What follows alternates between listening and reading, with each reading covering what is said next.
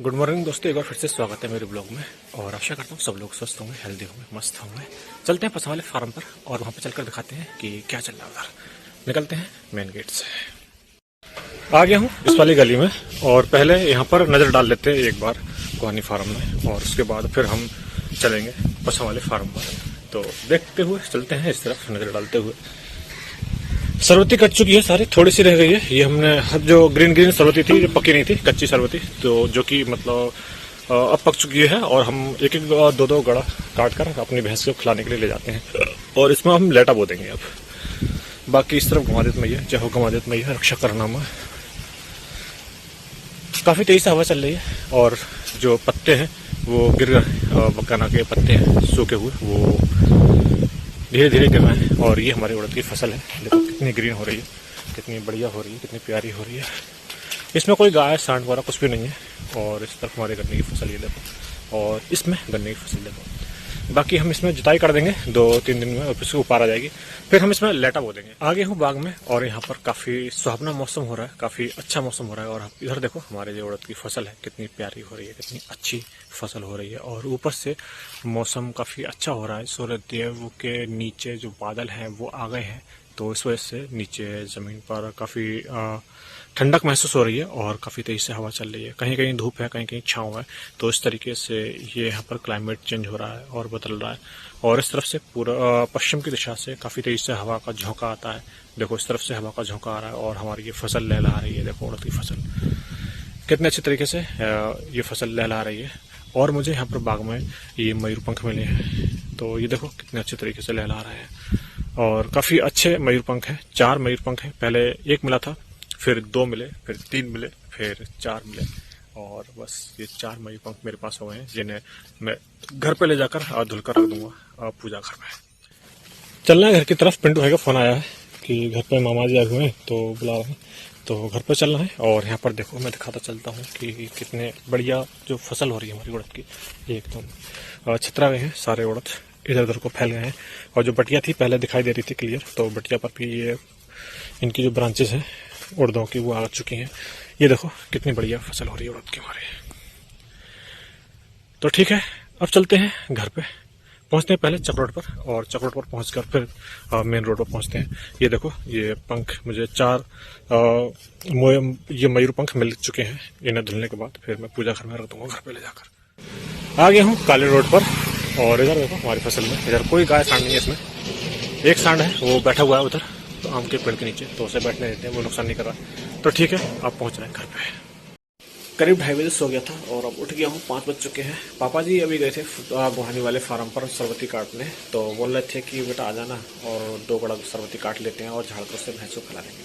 तो ठीक है, चलते हैं गुहानी वाले फार्म पर। आ गया हूँ उस तरफ और बढ़ रहा हूँ आगे की तरफ।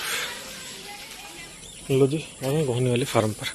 और यहाँ पर पापा जी उस तरफ हैं, वो सरवती काट रहे हैं ग्रीन वाली, और ले जाऊँगा मैं अभी उठाकर, एक गड़ा ले जाता हूँ। जय हो कमांडेज मैया। आ गया उस तरफ और यहाँ पर सरवती काट रहे हैं पापा जी। ये देखो ये काटे रखी है, ग्रीन सरवती थी और ये पक चुकी है अब, तो इस वजह से ये रुकवा ली थी हमने, बाकी इधर सब पक गई थी तो उसे कटवा दिया। और ये हमारा प्लॉट है, खाली पड़ा है। इस तरफ इतने पोर्शन में भूसा भरा हुआ है, और इधर ये वैसी लकड़ी थी जो फार्म पे जो मेड़ा में गिर जाते हैं पेड़ पौधे, तो उन पर लकड़ी ला कर इसमें डाल देते हैं। और कुछ ससुत के पेड़ इसमें जमे आए हैं, तो काफ़ी झाड़ झंकड़ हो गया है और ये बेल आ गई है। यहाँ पर रस्सी लेकर आए हैं ये, तो इस रस्सी पर मैं ये सारी सरवती चढ़ा देता हूँ। यहाँ पर जितने भी ये धान फैले पड़े थे, तो वो सारे धान मैंने इस पर चढ़ा लिए हैं रस्सी पर। और देखो ये पूरी गड्डी बना दी है और इसे बांध लूँगा, बाकी इसे घर पर डाल जाता हूँ और फिर बाद में आता हूँ और बाकी ये वाले धान ले जाता हूँ। ये भी चढ़ा देता हूँ इस पर सारे धान चढ़ाने के बाद एक गड्डी बन जाएगी, काफ़ी बड़ी गड्डी हो जाएगी, करीब 50 किलो की लमसम गड्डी हो जाएगी, और इसे मैं ले जाऊँगा घर पे। लो जी, फाइनली मैंने ये पूरी गड्डी अपने ऊपर रख ली है, ये देखो, और मैं ले जाऊँगा घर। चल रहा हूँ आगे की तरफ बढ़ रहा हूँ, और पापा जी एक गड्डी और काटेंगे यहाँ से, तो उस तरफ से निकल जाऊँगा। वज़न रखना ज़रूरी है सिर पर, क्योंकि जो गर्दन की नसें हैं वो स्ट्रॉन्ग रहती हैं। और बढ़ रहा हूँ मैं आगे की तरफ। ले जाऊँगा घर पे ले जाकर डालूँगा। करीब 50-55 किलो वजन होगा इसमें।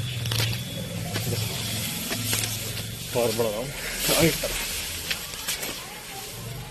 नसें काफ़ी मजबूत रहती हैं जो ऐसे तब इस तरीके से गर्दन पे सिर पे वजन रखते हैं, उनके लिए काफ़ी बेनिफिट रहता है। ठीक है, पहुँचता हूँ घर।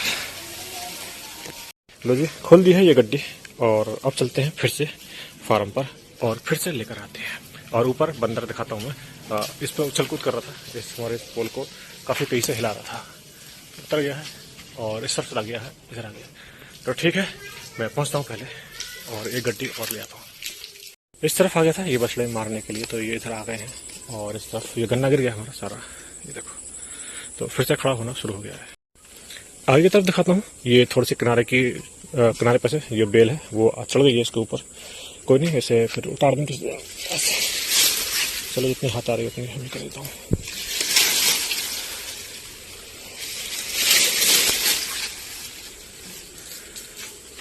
बाकी ये सब गिर गई थी इधर, तो यहाँ पर फिर से खड़ी होनी शुरू हो गई है।